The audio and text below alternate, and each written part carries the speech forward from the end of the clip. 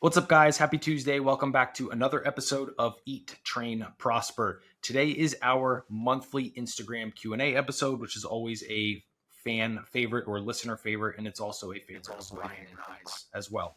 Before we get into the questions, Bryan, can you kick us off with some updates, please?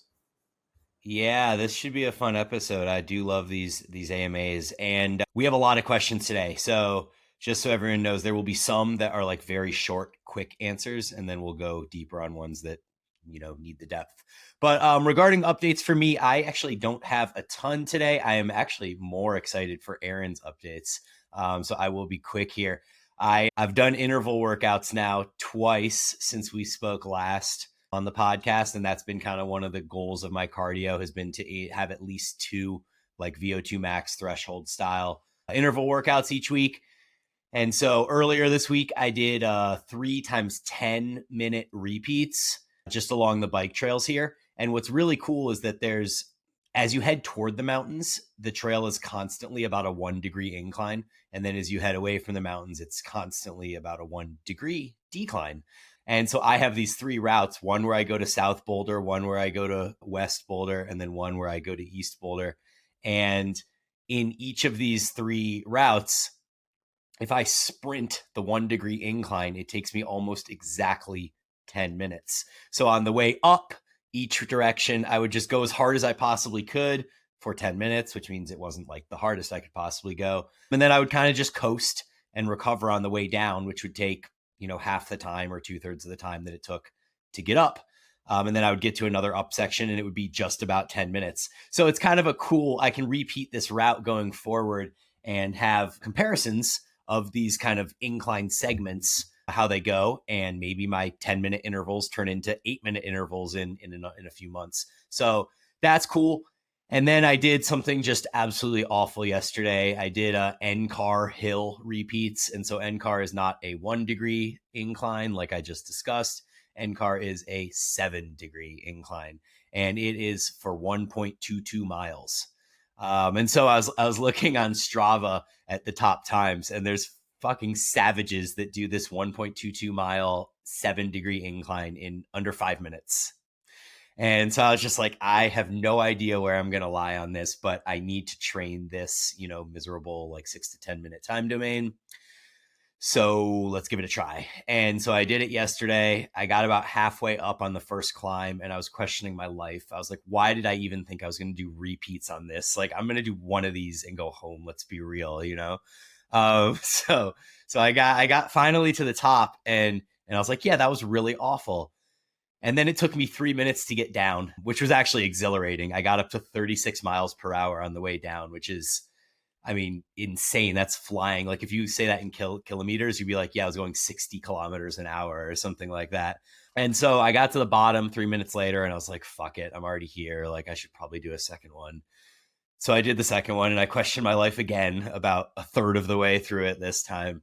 But when I looked at the scores at the end, I had done the first one in 10:19 and the second one in 10:17. So I was able to negative split them. And I was like really, really happy about that. Like I was only double the time of like the top score in Strava and I was able to negative split it. So yeah, another kind of challenge to see if I can improve on over time. And that is the end of my bike updates. I'm traveling to North Carolina and South Carolina in 2 days from now, Thursday through Sunday, to visit my brother and to visit Anders from Barbell Shrugged podcast. And yeah, I guess I won't be able to bike while I'm there, so I got to get it in now. But looking forward to the trip, and yeah, let's kick it over to you and see what's going on. Nice. That's I was for some reason I thought when you were going to say with that NCAR hill sprint, and you were going to be like, and I was only 60 seconds off like the top the top times. And you're like, I was double. I was like, oh my god. And I think that would just like put it in perspective, like how savage those top times are. Like that, I couldn't imagine a 10-minute just uphill for anyway. Yeah, I thought you were gonna be like, oh, I was only like a minute off, and I was like, damn, dude, that's really good. But I guess only double. Honestly, I thought it was gonna be worse. So yeah, wow. I think that's just goes to show how little I understand of that world, but very, very funny. Updates for me, I'm sure from last week's episode, people are potentially curious about the cats. Both are still in the hospital. We have the experimental medication ordered for both of them, or delivered for both of them. They're receiving the injections. Mostly positive, but still some regressions on the PCV, which is percent blood volume, will like kind of go up and then dip back down. They seem okay. Jenny goes almost daily to visit. Not gonna lie, I haven't been to visit once. We kind of it's all just like really sick animals in there, and Jenny was like, "Yeah, you can't handle it," and I was like, "Okay, thank you, I'm not going." Like, I have like kids and animals kind of like a sweet spot, or not a sweet spot, like a soft spot for. Look, I can do, handle deaths and stuff like that, but certain things I don't handle well, and my coping mechanism is by completely avoiding it. So I will continue to do that, and then hopefully they come back. So that's the cat update. Fat loss camp has officially started, and I briefly alluded to this last week. Not I'm fat excited. loss camp. What is it? You called it fat loss camp. What did I call it this time?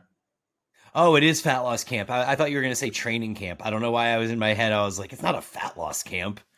Yeah, it's fat loss. Well, it's training camp, but I've started my fat loss phase. So yeah, it's like I got fat you. Loss / training camp. And what I really like is we have something every day.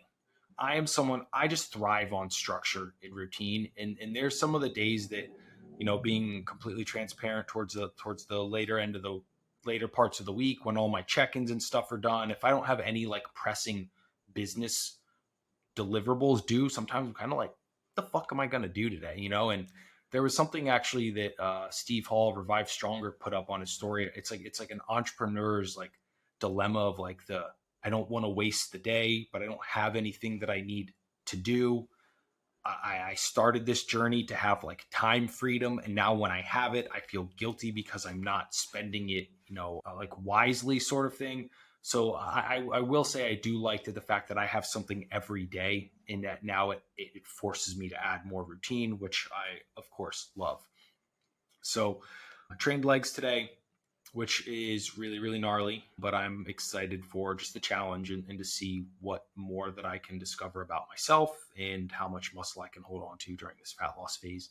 And potentially, how much of the extra added activity will kind of carry over into the fat loss, relative to pulling food down, which is a little bit different than previous approaches that I've used with prior coaches. Did you do the same leg day that you had talked about? I think it was the prior week when you did kind of your first session with them. You guys did legs together, and was it like, is it the same kind of structure, routine, repeat of movements, or is it just kind of, how does that go? The leg extension is in again. The hack squat is in again. And the prone hamstring curl is in again. Is the order the same as well? And like the set rep scheme, or is that stuff changed? Order's different. This order's different. The hack squat, 2 exercises are only a rest pause set, and one is the hack squat, which is just disgusting. It's absolutely disgusting. But yeah, like similar, the entire program is like a very similar structure, lower volume, but more exercises. But yeah, it's gonna be pretty gnarly once I trained it today by myself. But once we're like fully synced up on schedules and stuff, the leg days are gonna be quite brutal. But the silver lining is the leg days are always cushioned with a rest day on either side of them, which is nice. I like that. Yep. Yeah. Cool. Yesterday, yeah, I had our first like zone 2 like cardio session. So 40-minute spin on the bike. And the note I have here, it was so much more enjoyable than the HIIT session. Like the HIIT session that I'd been literally doing since the beginning of the year, I felt like dying, like every single week.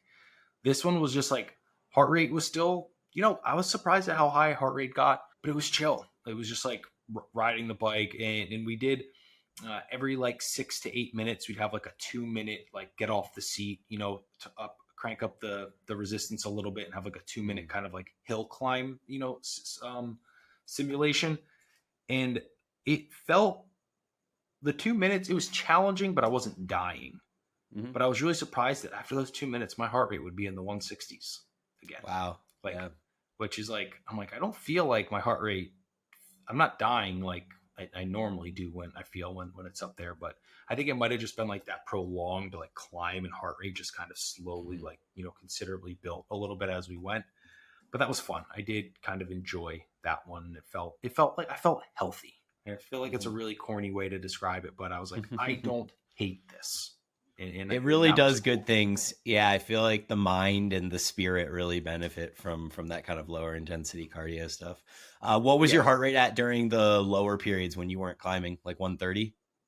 Yeah, it was right around there. And then there Cool. would have the spikes, and then it would take a little bit to come back down and sit around the like 130s. And I would kind of use the resistance wheel on the spin bike to kind of, if my legs were moving too fast, and I would turn it up a little bit to get me into like a cadence that felt very maintainable and sustainable hmm relative to my heart rate. And that was the reason for the hill climbs thing was a way to burn more calories. Just to break it up a little bit, add a little bit of a challenge. That's the kind of the overall theme of camp, is to like push each other and really, really challenge each other and that sort of thing. And that was just a way to kind of, it was enough like change in stimulus that I wouldn't just like zone out sort of thing. hmm Yeah, no, I dig that. Cool. Sweet. I like that. Do you think we should get into questions? Yeah, are you done with your updates? Yeah. Cool. Yeah. Awesome. Yeah, let's do it. There's yeah, I think we have a short one to start. Mm-hmm.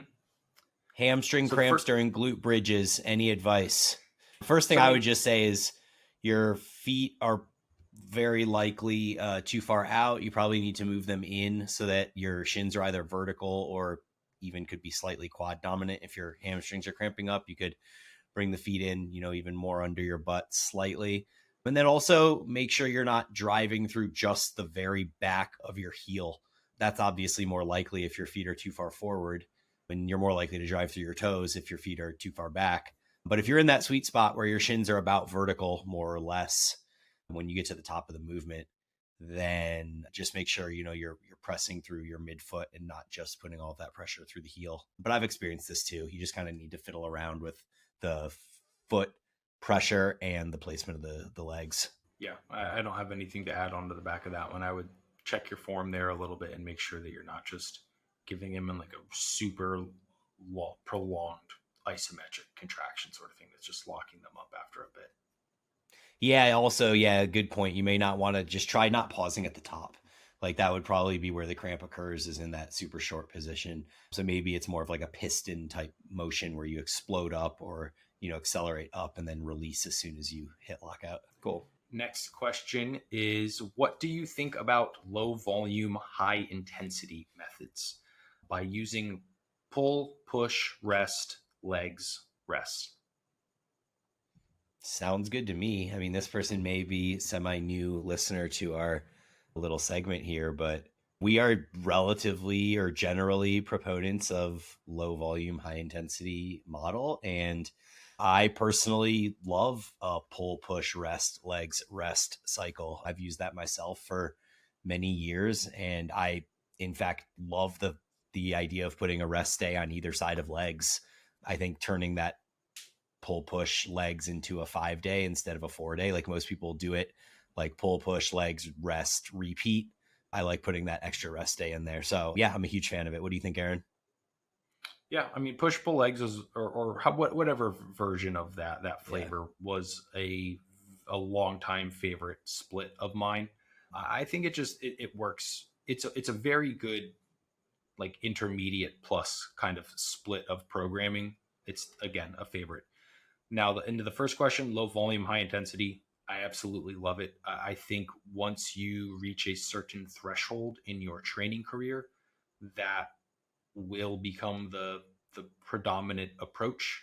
However, if you are, potentially newer or a beginner, you may not be able to create enough stimulus with the lower amount of reps and sets to provide a significant stimulus for the training session.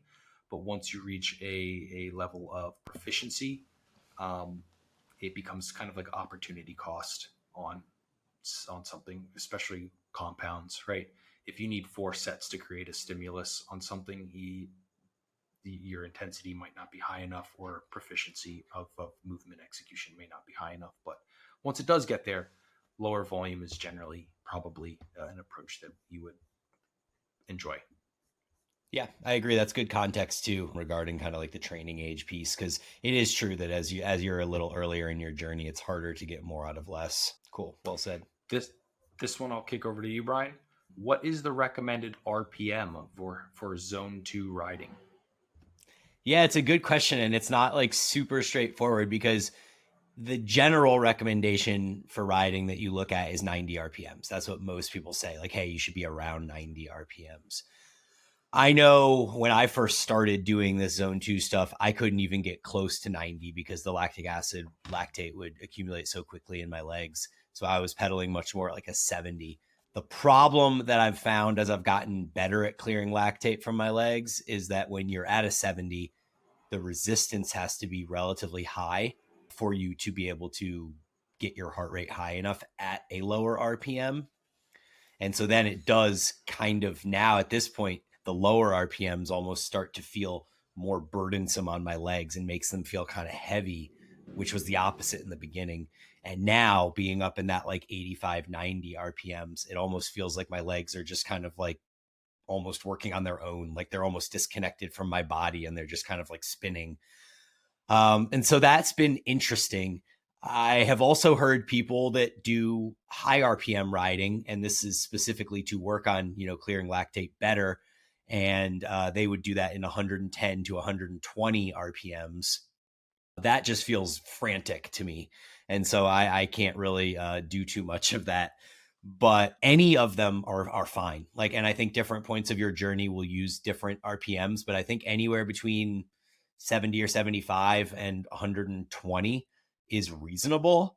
And I would probably focus more on just the RPE and heart rate metrics associated with being in zone 2 and just kind of staying calm as you go through it and finding whatever RPM allows you to accomplish that versus worrying too much about hyper focusing on the RPMs themselves. Yeah, that's well said. I don't really have anything onto the back end of that. And for full transparency, if it matters, I just literally just use my heart rate. I don't have a clue what my RPMs are. And it really comes back to your goal, right? My goal is extra additional expenditure for fat loss and general, cardiometabolic health sort of thing. So I think it being relative to your goal is don't lose the value in that. I think this one is actually one I'm interested to hear your take on. So, how to bulk for those of you who used to be overweight and are scared of getting fat again? I mean, the best answer is hire an outside source of help, right? Hire a coach that will help that. You'll have someone to point out. I don't want to say like unsubstantiate your fears, but there's some people have like fears that are kind of just like baseless, right? Like, oh, the scale's up 0.3 pounds, like it's all fat or something like that. Where like, no, it's not. Like you didn't get as good of a night of sleep. Like there's many other variables that go into play. So help by adding external support into your decision tree, right? That's the first one. The second one is, I would say, change your terminology around it. It is a gain or a build, not necessarily a bulk, right? I know that's just semantics, but something like a gaining phase or a building phase has a much more kind of softer connotation than a bulk, right? Because you don't need to get bulky. You're just building or gaining. And then the third thing is take it slow, right? If you want to look up the research, right, the research that I built my muscle gain models off of is the Eric Helms and Alan Aragon published paper from I believe 2020, 2021 on natural bodybuilders. You could find that on Google Scholar, PubMed. They have rates in there. The suggested rates are much slower than literally 80% of your fitness personalities suggest. Take it slow, right? And then the final thing I would say is there is going to be some fat gain. That some doesn't mean 90%. It doesn't mean 80%. It's going to be relative to how efficiently you set up your diet and a myriad of other factors, but take it slow and you will not just wake up one day and being like, I fucked it all off. But those would be the four biggest pillars that I would suggest covering. Yeah, I love that. That was very concise. I would say also, don't be scared of throwing a mini cut in. And I say that with a bit tentatively because I feel like the mindset of somebody in this question asker's position is probably going to think that they need a mini cut more often than they actually do. And so that would be another reason to have a coach who can kind of help you with that. But I think there's really no reason that you need to get fat again. Like you shouldn't. It's really unhealthy for you to have all these fat cells, and you've already got the makings of them from being fat prior. So you don't want to kind of inspire them to grow again. So I think you do need to manage that. But like, it could be 8 or 10 pounds up and then a few pounds down, and then 8 or 10 pounds up and a few pounds down. Like it doesn't need to be like you're up 16 to 20 pounds before you make any sort of move to cut again. Would kind of be my practical thought on that. Yeah. Cool. How hard is it going to be for me to tone down my biking now once my race is over? I love this question because I've actually thought a lot about it, and I think it's going to be really hard, and I don't know exactly what's going to happen. Like, I know for sure that I'm not going to continue doing 5 zone 2 and 2 zone 5 interval type sessions a week. I'm not going to be on my bike 7 days a week. But I really do enjoy the benefits that I'm getting from the zone 2 work specifically. And so one nice thing about, maybe not nice, but the weather is going to be changing after my race. So my race is early mid-October, and when we get into Boulder here in late October, November, December, the weather's not super conducive to riding, and I don't know that I'm quite hardcore enough to be one of those Boulderites that I see biking around in like -6-degree weather or like snow or rain. Like, I mean, people are crazy here. Like, I feel like I'm going to wait for a fair weather day and go biking. But my guess would be that I'll probably settle into a 4 times a week biking where I'll have 3 zone 2 sessions and probably 1 like harder interval type session. And I'll probably end up doing most of them on the Peloton, and I won't enjoy it as much. So it'll be much easier for me to do less of it. And depending on how the race goes and off season goes and everything, like there's already a part of me that's thinking I would love to do this same race again if they offer it, and kind of train for 2 or 3 months again similarly for it and see if I can improve year upon year, which would then give me, like 8 or 9 months a year to focus more on lifting and hypertrophy, and 3 or 4 months a year to focus more on biking. And that seems like kind of a reasonable split that I think would work well with things I enjoy and things that I care about as I get older. So yeah, that's kind of my initial thought on it, and we'll see how it goes from there. I like that. Cool. I'll kick this one over to you. What? Okay. Yeah, I'll kick it to you and we can take it from there, because I think it's interesting. We'll both have a perspective.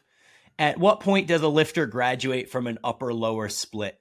What are signs that you may benefit from something more tailored to your specific goals and recoverability? Yeah, so a really interesting question. I don't think that you ever necessarily need to graduate from an upper-lower split. For instance, if I have a client who's even an advanced client who's training 4 times per week, we're probably running an upper lower split. Maybe one of the uppers might have a little bit more of a push versus pull focus. Same thing with the lower. We might have a little bit, like one day with a little bit more of a hamstring bias, one day with a little bit more of a glute bias, but I don't necessarily think that anyone necessarily graduates from that. Into the second part of the question, signs that you may benefit from something more tailored to your specific goals, or is if you have like significant lagging body parts, right? Let's say your arms just fucking suck, right? We might need to start adding some arm volume on leg days if that's like important enough to you. If you have aspirations for competing or something like that, where the value is, the benefit would be there to add additional volume across, more days sort of thing. And then into recoverability, if you have like a specific body part that just takes a very long time to recover, not to pick on Bryan, but Bryan, your hamstrings used to be like noticeably slower than the rest of your body in terms of their recovery, proximity of length to recover after training sessions. That is where I think a little bit more nuanced programming specifically for you would be more intelligent, because of just limitations in recovery capacity that a traditional, push-pull legs, upper, lower, something just makes too many assumptions for. Yeah. No, I mean, those are really, really good points. You kind of said exactly what I was going to say. So I will just expand on that a little bit. I don't believe that you ever need to split off an upper lower split either. I think the context Aaron provided was perfect. And then as far as signs that you would want to move off, I think it really comes down to looking at each one of your specific muscle groups and how quickly it recovers from the volume that you're giving it. And so if you determine that one recovers faster or slower than the others, for example, lateral delts, like, can you only train your lateral delts twice a week on upper body days? Highly likely not. Like, you probably could train your lateral delts if you wanted to prioritize them. You could train them on all 4 days. You could put them on lower body days too. I think depending on exercise selection, you could do the same with some back movements. If you had one back day that was a little bit more lengthened, if you're lucky enough to have an ability to bias lengthened in your back work, and you could have 3 days that are more short overloaded back, and you could literally be training back and delts on all 4 of your training days. Currently, I have 2 one-on-one clients, and I only have 3 total. So 2 of them happen to have much more developed legs than upper bodies. And so we are just on a perpetual upper body specialization program. And if I were to have them on an upper lower split twice a week, their legs would just continue to grow and their upper body would get nowhere. So we have them on, either one of them is on a 1 times a week leg program, and the other one is on 2 times a week, but the volume is so low that it's mostly an upper body day with like legs as an afterthought. And so there's a number of different ways that you can be creative and design programming so that, like in this case, leg days become essentially full body days, and then upper body days are upper body days. So we're training upper body 4 days a week with legs twice a week, but it started as an upper lower split. It just kind of morphed and molded into this thing. So yeah, I mean, the signs of when you would need to do it would just be based on how quickly your muscles are recovering, which muscles can handle more volume, which muscles maybe can handle less volume or need less volume. And then you kind of manipulate and move stuff around from there. In program design, if you just start with an upper lower split, and then you're like, okay, well, delts could do more, so we'll move some there, and back can do more, we'll move some there. Ooh, hamstrings, they can't handle as much, so we'll take away some here. And then you just kind of look at what you create, and it might not look at all like an upper lower split anymore, but that's kind of how it started, so. Yeah, really good additional context there. This one we'll kick over to you first. Sure. I'm sure our answers might differ a little bit here. Is there any benefit to eating a higher protein, which they have denoted here as greater than 0.7 grams per pound of body weight, especially in a cut or surplus? Yeah, you skipped question 7, but we'll come back to that one in a second. Yeah, I think there is a benefit in eating more protein. My general default here is to say that 0.7 seems like a lower end number for if you're in a surplus. Like if you're eating a ton of carbs and you have all that protection from insulin and all of that, I think you can get away with eating 0.7 or 0.8 grams per pound and probably be okay. It might not be optimal, but I think that it gets you most of the way to optimal. I tend to veer more towards having 1 gram per pound of body weight in a deficit just to protect muscle catabolism. And so, yeah, those are kind of my quick thoughts on that one. Yeah, I would say the benefit, especially in a cut or surplus, is there. If someone is at maintenance, right, and the goal is like, hey, I just want to maintain what I have and continue to train and that sort of thing, that is the circumstance that I think eating, let's just say at 0.7, which I would honestly consider kind of low for the population that I speak most with, a resistance trained population or people interested in that, is the safest. Your benefits of going higher protein at a maintenance kind of they circumvent some of the purpose of being at maintenance, which is added lifestyle flexibility sort of thing. But yes, I would say I would even consider saying significant benefit to going higher than that, especially in a calorie deficit 100%, but likely also warranted in a surplus as well. Yep. All right, backtracking to question 7.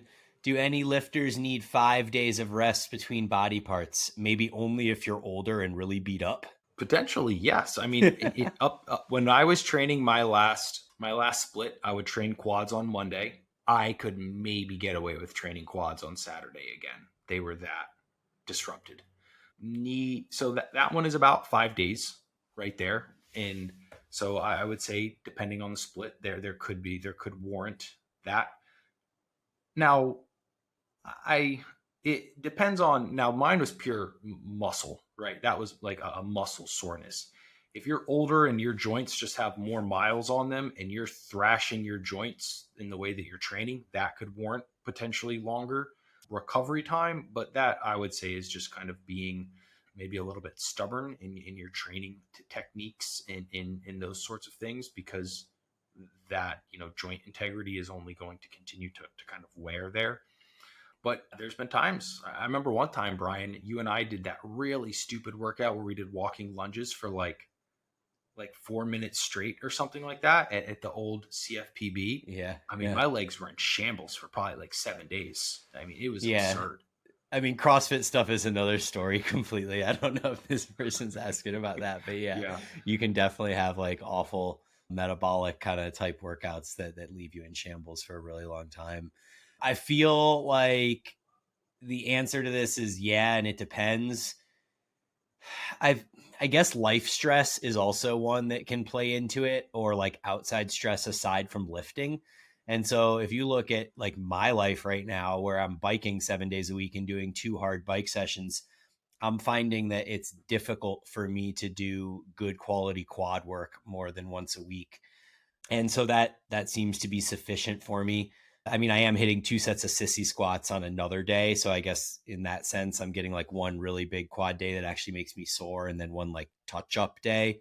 But I could see a reason for me to design a program in this case where I don't even do the sissy squats on the other day and I just do the quad work once every 7 days. And that could be reasonable based on, where you are in your journey, what other priorities you have, what other stresses you have, and stuff like that. I also think it's probably worth, noting that the bro split received a lot of hate over the 2010s decade via the obsession with frequency in the evidence-based community.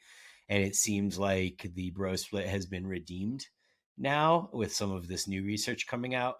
And so I don't see any reason that you need to force yourself to train a muscle twice a week per se. I think every 5 days is great. That's actually the sweet spot where I find when I'm not biking a lot, when I'm prioritizing hypertrophy, I find once every 5 days is the sweet spot for me for big damaging muscle groups like legs and chest in most cases. For back and delts, yeah, I think 5 days is almost excessive. Even when I'm biking, I find myself doing back and delts every 3 days. And so I do think it comes down to it relates to that prior question of when do you graduate from an upper lower split or from a push pull legs or whatever. And it's, hey, when your body parts need it and they're recovering in time. And so I think 5 days is a pretty good general starting point, but some are going to be less and some are going to be more, and it's going to depend on a number of factors as well. Yeah, really, really good there. This next one, Bryan, I will kind of frame up and we will kick over to you. So this question we modified a little bit just to make it fit into the podcast structure a little bit more. So here we go. Stretch mediated hypertrophy over long periods of time. Some people online say that the stretch mediated hypertrophy gains are short lived. Others say that longer muscle lengths are best. Do the stretch mediated hypertrophy gains last only months, not years? Yeah, we had to rewrite this question because it made no sense. It was like all over the place, and we were both like scratching our heads, and then we kind of came up with this. So I think this is what the person is asking. And I don't believe that there is actually any science to specifically say that stretch mediated hypertrophy lasts either only a short time or potentially long time. I also think the clarification is important to make here in that the gains don't necessarily go away. It just like once you make the gains and you cement them in and you have this like new hypertrophy, you have that hypertrophy. It's not like in a number of months your body's like, oh, that was from stretch mediated hypertrophy, so we're gonna dump those gains and now you'll have to like kind of start back over again. It's more just like the exponential or dramatic increase in hypertrophy that you achieve initially, it may level off. So you don't lose the hypertrophy you gain, but it may reach a point where it's not doing any more for you than training through a full range of motion where it did do something for you more than that initially. Hopefully I said that in a clear manner, but I believe this is possible. Like I think, if you look at our adaptation to anything over time, like walking lunges you brought up in the last one is a great example, because you do walking lunges for the first time in a long time and you're sore for a week and you're like, what in the fuck? And then every week you do them and then you're sore for 5 days and then you're sore for 4 days and then 2. So repeated bout effect happens and we adapt to stimuli. It's seen all across adaptations in our species, or pretty much any animal species. And so, yeah, it would make sense to me that you get this dramatic increase in the beginning and then it kind of levels off and maybe it's the same as it was before, and you probably could maintain it going back to full range of motion. I think that makes sense to me.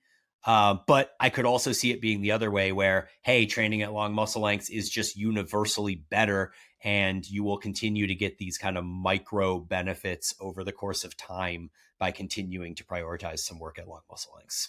Yeah, that's really, really well summarized by you. I think the thing that I ultimately come back to with this is your training should eventually evolve into reps that are performed a little bit more, I want to say like civil, and less like a savage beast who's just trying to use as much load and throw as much load around as possible.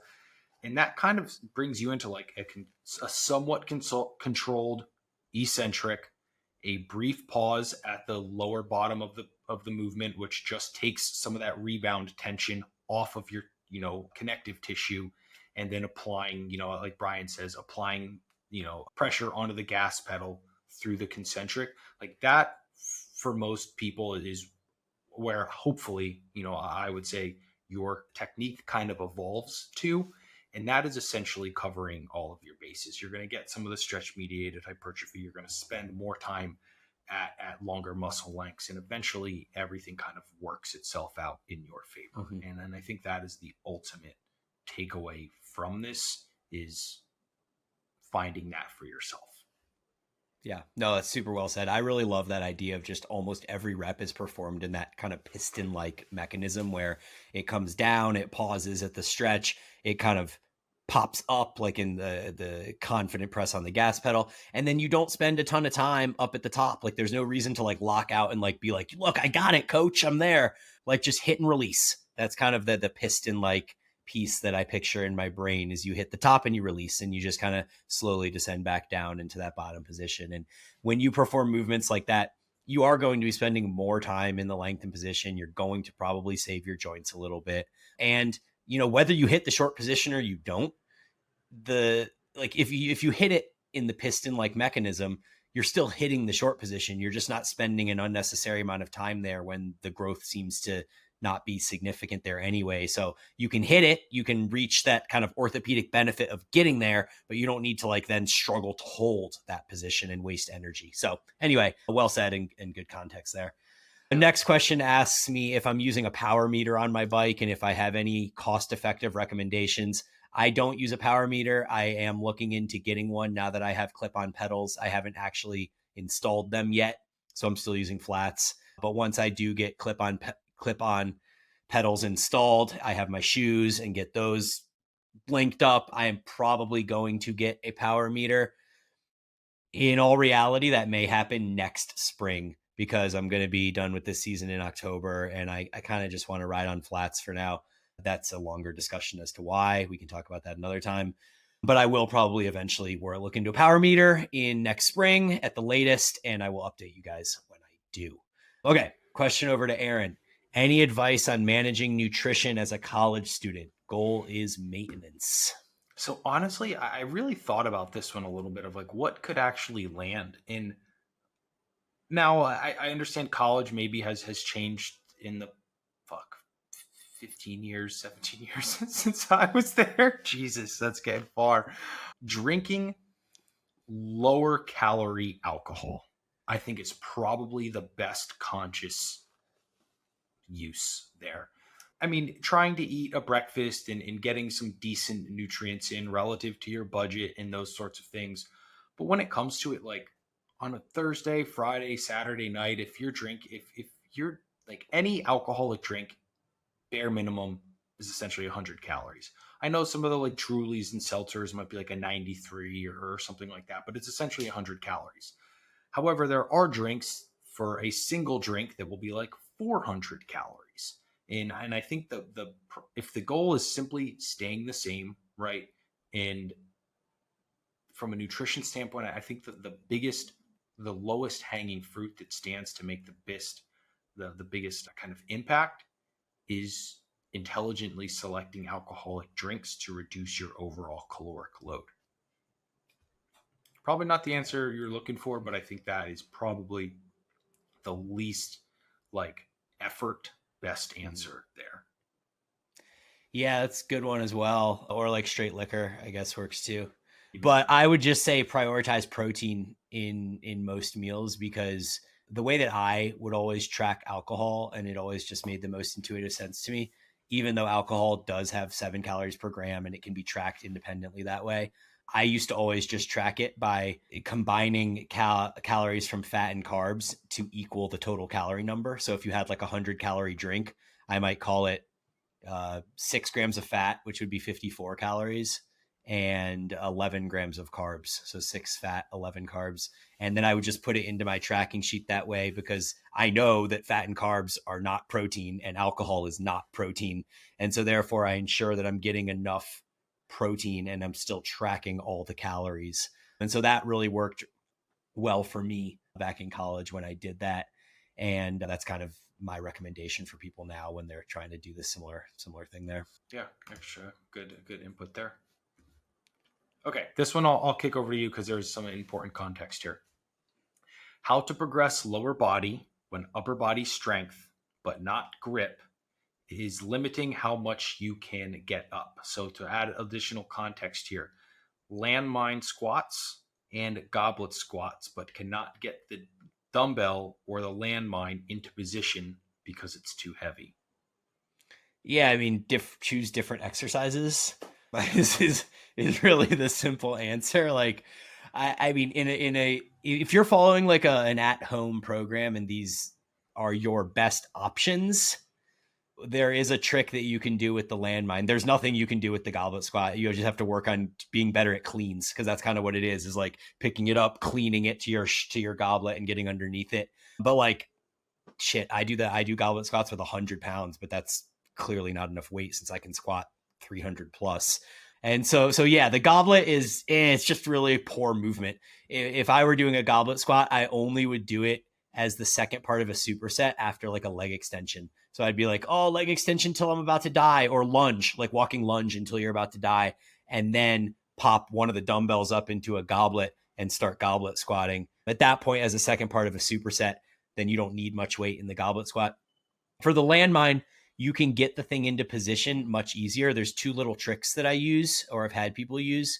One is to prop the landmine barbell up on a bench. And so obviously the closer you move the bench to the landmine base, the steeper the bar is going to be. So the less you'll have to struggle to get underneath it. However, the best compromise of those two, because you don't want it to be so steep, because then you're not going to be able to actually squat with it, is to set it up so that you can get under it, but you have to start at the bottom of your squat. So the bench would be like a little further out and the bar would be not quite as steep of an angle, but you can get under it into the bottom of your squat. And then that's just kind of where you start. And then the bench becomes your resting point. So when you finish the set, you just kind of like set it right back down on the bench again. You can also set your landmine up so that the barbell comes and rests on the J clip of your squat rack. And so there you can kind of just pick it up off the J clip and put it on your shoulder there as well. So for landmine, those are 2 pretty decent solutions where you don't have to pick the barbell up. The goblet squat is just a poor movement unless you're using it as a second movement in a superset.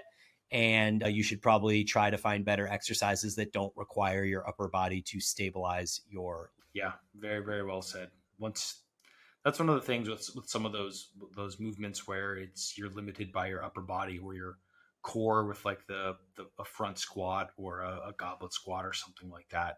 They're not going to be the best. And not to go off on a little bit of a tangent, but when you see people doing like lunge, bicep curl, overhead press, like multi movements. Yeah. Your whatever body part is the weakest, which is going to be your bicep or your delt, probably your bicep, your quads are doing and glutes are getting very little stimulus in those sort of compound, if I can even call them compound, like multi-purpose, I guess, exercises. Yeah, those are like circuit based like body weight class movements. Like how can we just like get people burning calories and not worry about actually training a muscle at all? Yeah. Aaron, what is the biggest thing you have changed your mind on in the last 2 to 3 years? Man, though this one is hard. 2 to 3 years is a big time, and I'm sure I've changed my mind many times over the 2 to 3 years. I would say the one that has been the most recent and one that I kind of really battled with there's there's like your textbook nutrition around, hey, person is X kilos, they are this age, or pretty much you have like your Ketch McCardles, your Mifflin St. Jean, these like BMR formulas that help you calculate macros and these sorts of things for people. It's a good starting point, but it is not an end all be all.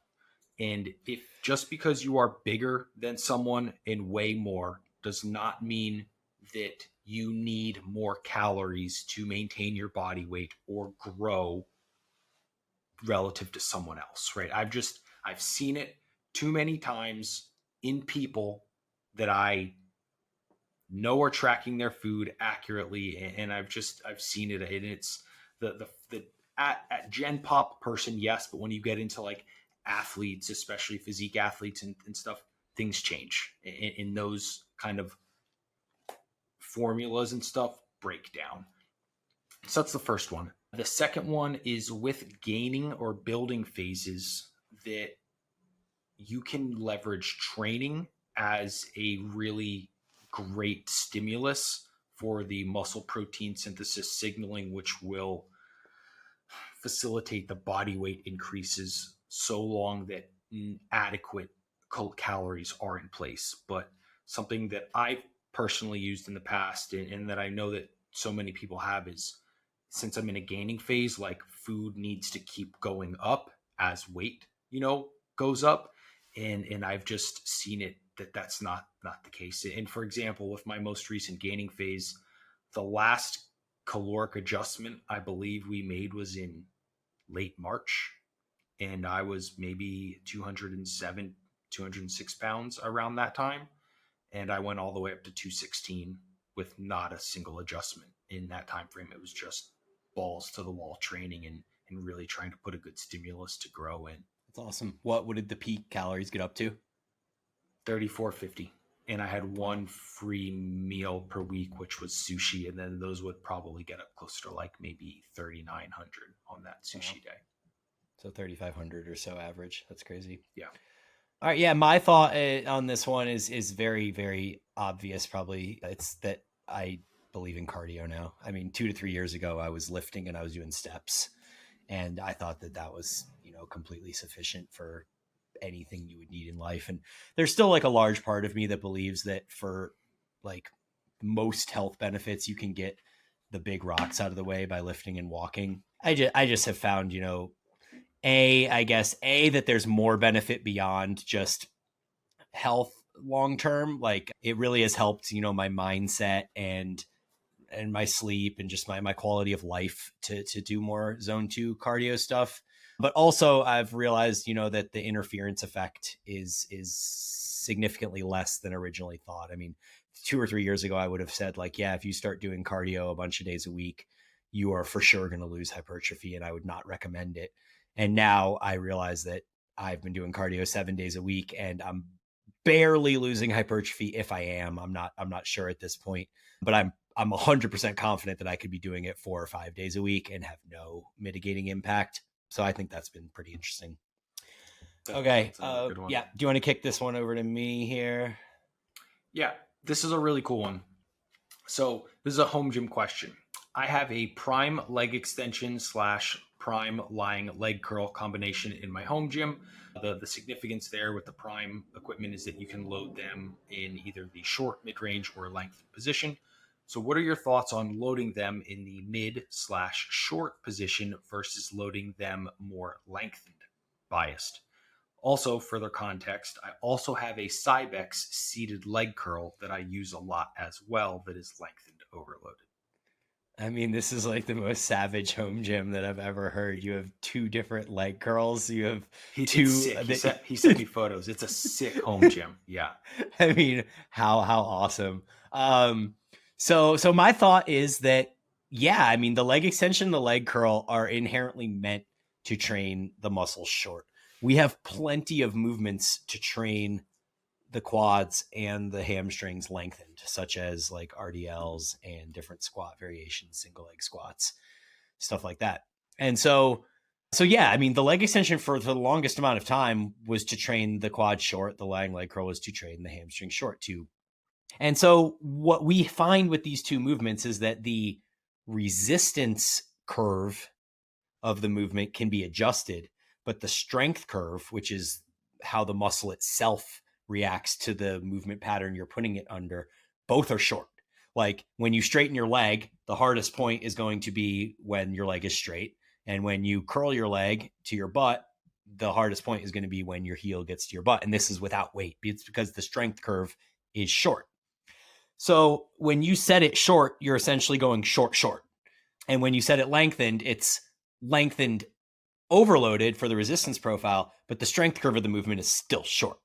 So, I mean, there's benefits to both, essentially, is what I'm saying here. And the way that I program this, because I have an adjustable machine as well, it's not as cool as Prime, but I am able to adjust the resistance profile on my leg curl, leg extension machine. I have one day where I do most of my quad work. And on that day, I set my leg extension short because I know that I'm also doing like hack squats and other lengthened movements. And then I have my main hamstring day and I set my leg curl short mid as well. So the leg extension was short mid as well. I set that short mid because I also have RDLs and other hamstring movements on that day.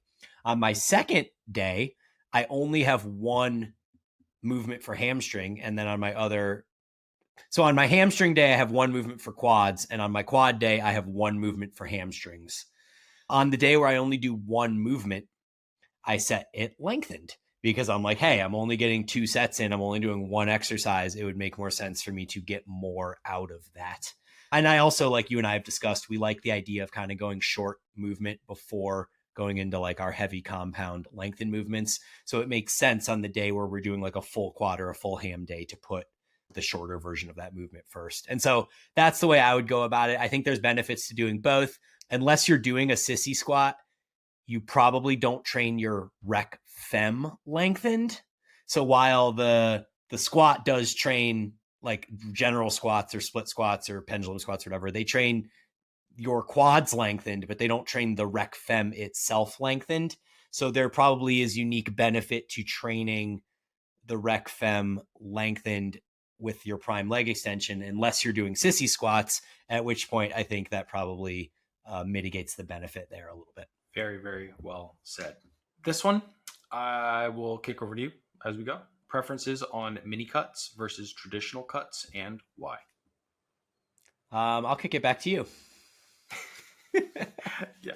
I honestly, I think for the utility in mini cuts, I think it sounds great on paper. Very rarely does it work effectively. I think I can count on like one hand the times I've used it in my coaching career. I think the population of people that its use is in, hey, I'm on this extended gaining phase and I'm getting a little bit fatter than maybe I feel comfortable with. I'm gonna go on a heavily, a heavy deficit for a period of like 2 to 5 weeks to clean myself up a little bit so I can get back to gaining without feeling fatter than I really need to. I think for people in life who think I'm going to just slash calories for 6 weeks and it's going to work out the way I think it is, I just haven't actually seen it, the level of adherence in that sort of thing with the massive deficit that needs to occur to facilitate the progress in that time frame. Is it doable? 100%. I've just seen so many people fail, and I think people just think that you can get the job done in 6 weeks when realistically most people need 12 to 16, if not 20. Yeah. Yeah, I agree. I mean, I'm glad I kicked that over to you because you said that way better than I would have. But I do like personally, just anecdotally, I do personally love like a 1 to 2 week mini cut. And so it's not even like in the standard, like you said, 2 to 5 weeks, which is kind of how I perceive mini cuts to be too. But I love like, hey, I've been eating too much food. I really just don't feel hungry right now. I'm gonna just kind of lean into this and eat less for a week or two, and then I usually feel great and I'm hungry again, and then I get back to eating. So there's, I guess, personal anecdote there as well. This one, man, how much time do we have? Like 10 minutes. Okay. Let's get through these kind of quickly here. I think I can get through these next two. Why don't I use wrist cuffs for Y raises and lateral raises? Are there any drawbacks to using cuffs? I do use wrist cuffs for Y raises and lateral raises, actually. And I think there's significant benefit. What I don't do is I don't put them on my wrist. Cass has kind of discussed how there's benefit to the tactile sense and the activation in the forearm extensors of actually gripping something. So instead of holding the wrist cuff on my wrist and letting my hand be limp, I actually hold the wrist cuff in my hand. And I really like how it's like a loop. And so it's thick and soft, and I hold it in my hand, and I feel like I get as much benefit from that way. If I were to hold it on my wrist, like a wrist cuff is meant to be worn, I would hold a handle in my hand, which you see people do sometimes, because then you have that tactile piece as well. But I just prefer to grip the cuff in my hand. Any additional thoughts on that, Aaron? Yeah, I mean, I do exactly what you do. Anytime I'm using a wrist cuff, I put it around my palm. Yeah. Yeah. And then depending on if I'm doing like a Y raise, with where I'm facing the cables, I end up putting like the cable kind of in between my index and ring finger sort of thing. But it's always just it felt intuitively better to me that way. You do get a little bit of extra, longer moment arm, which is going to increase, tension at the delt there anyway. The only thing I will say here on this question is if you are going to use a wrist cuff, don't put it on your forearm, like at the elbow where people do, because you feel stronger. Yeah, you're stronger because you're drastically shortening the moment arm and drastically reducing tension at the delt. So keep it on your wrist or palm for for the longer moment arm there. Yep. Cool. Agreed. Why do I like spider curls instead of preacher curls? They both work the mid short, right? So this actually kind of goes back similarly to that conversation we were having prior about the prime extension, the prime machine with the leg extension, the leg curl. So both movements are, the strength profile is short because the elbows are in front of the body. So the arm is going to get weaker, or rather because the elbow is in front of the body, the strength curve of the movement is short. However, the resistance profile of these movements is opposite. Because the spider curl has the humerus tricep unsupported, it is going to be hardest at the short position. Because the preacher curl has the humerus supported on the bench, the most resistance is actually going to be at the bottom. So while it's not a lengthened bicep in the sense that like a faceaway curl or an incline curl would be because your arm is behind your body, the preacher curl is actually overloading the lengthened portion of the range of motion of the movement that is working within. So the reason I don't like preacher curls, though, honestly, is because I'm scared like shit of them. I've seen too many biceps pop on the internet, and it is always from a preacher curl. And I just don't feel like at this point that the ROI is good enough for me to continue doing preacher curls when I feel this like really uncomfortable, nerve-wracking stretch at the bottom that kind of just, it makes me uncomfortable. Yeah, I can't. If there's a decent preacher curl machine in a gym, I will use that. But with like a dumbbell, I can't tell you the last time I've actually used one. Same thing. And that almost like hyperextension stretch at the bottom, in the pressure in the elbow pit, hard pass, not worth it. There's much better exercises with a better safety profile. Yep, for sure. Since I'm biking a lot more, what's my step goal? I've gotten this question from a number of people, actually. So it's interesting. People are interested, which is cool. I don't have a step goal, but I do still try to walk once pretty much every day. And sometimes it's a mile, sometimes it's 2 miles, but I try to get out at least once. Some days I get out twice, but my steps have honestly been between about 8 and 10,000 most days. I find that just by living life, like literally having 2 kids and being on my feet a lot, I tend to get 6,000 steps without going for any walks. So if I do one mile walk, that would take me up to 8,000 for the day.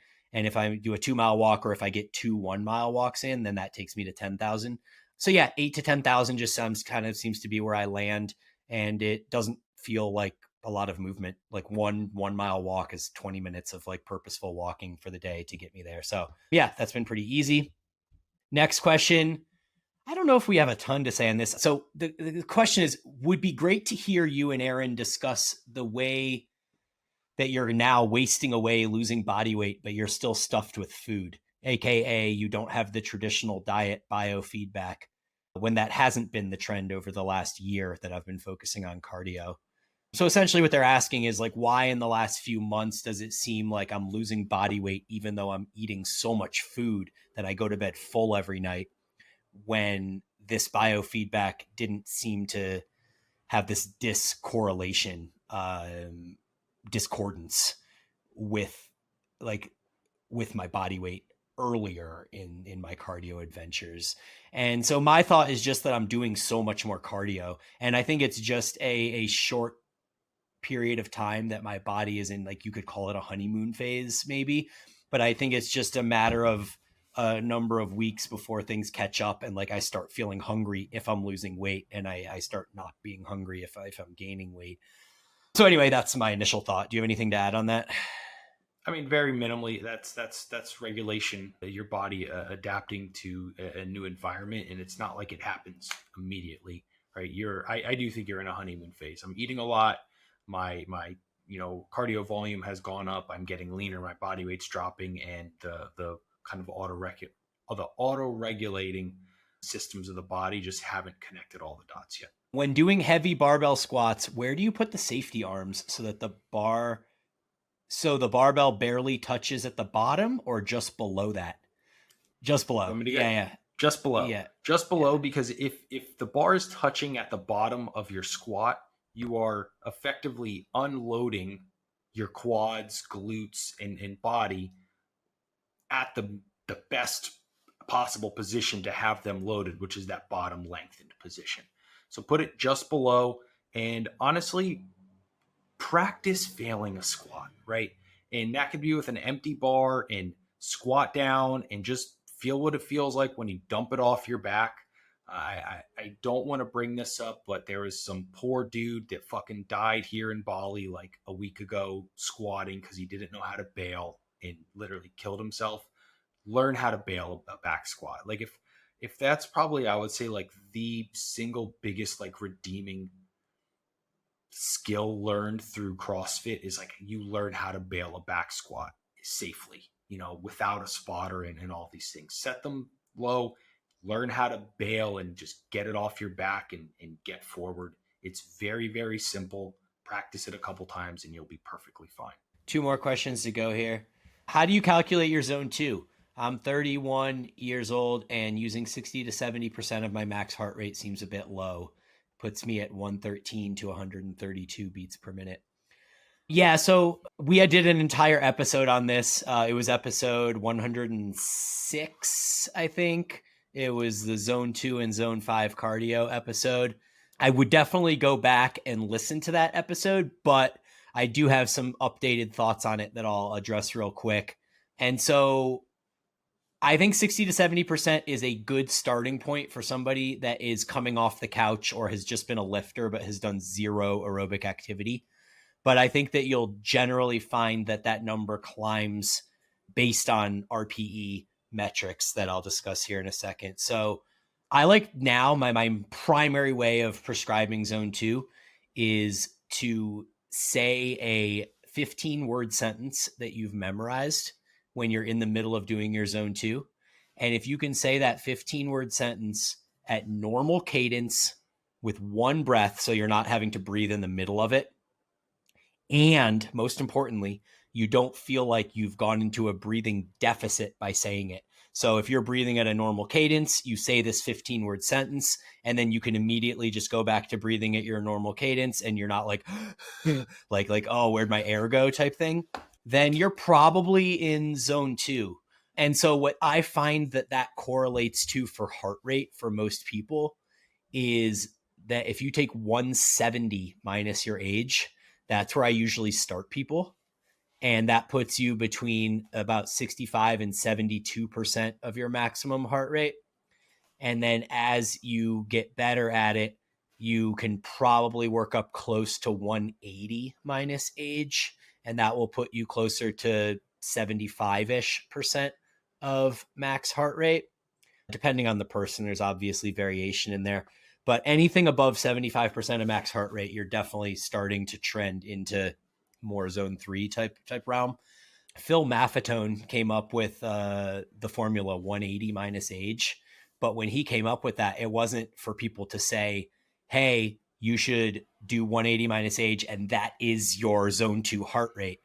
That was the peak of the zone. So he was like, hey, take 180 minus your age, and you should not go above that. So all of your work in zone 2 should be below that. And you can vary whether it's like way below it, as like an easier kind of more parasympathetic ride, or maybe you're like pushing up against that boundary and you want like to work on a little bit higher end zone 2 threshold work, but essentially using that 180 minus age as a boundary, not as an objective. And so I think a lot of people misinterpret that, which I think they did from my first podcast on this, where I said 180 minus age, and I didn't specify that that's the top boundary. That was more of like, I think people perceived it as that's kind of like the middle goal, and you could be a little above or a little below. But I think when you look at that as a top boundary, that's a pretty good place to be. And then you kind of use the RPE method to stay below 180 minus age in whatever capacity makes sense for you. Yeah. Really well said. Cool. And then the last question is thoughts on training 5 times a week all in a row and then 2 days off versus 2 to 3 days on with 1 day off and then repeat. If you're following the traditional bro split, I think that works. Any kind of split off of that, I think you will be sacrificing recovery time between repeated training bouts. I would say 9 times out of 10, I don't have people go 5 days straight. Yeah, I agree with that. I mean, if you're like heading out on a vacation and you can get 5 days in, like do 5 in a row and then, take vacation and recover. But if you're in a repeating week sequence of microcycles and you're like, hey, I could train Monday through Friday, but it's like upper, lower, upper or something. Like, I don't know, that to me, that seems like you'd be much more benefited by having like some rest day in there somewhere. But yeah, great point by Aaron that if you're doing a bro split type program, it probably doesn't matter. If you're going on a vacation for a week and you do it once, it probably doesn't matter. But, if you're writing a program long-term, you probably want to have a midday rest day in there unless it's a bro split. Yep. Very, very well said. Cool. I got them all. All right, guys. Yep. We got through them all. As always, thank you guys for submitting questions. I feel like we're getting some really, really cool ones, which is always really, really fun. The last thing, next week on Eat, Train, Prosper, we will have Brandon Kempter as a guest, and that will be a very, very cool episode. And we will talk to you next week.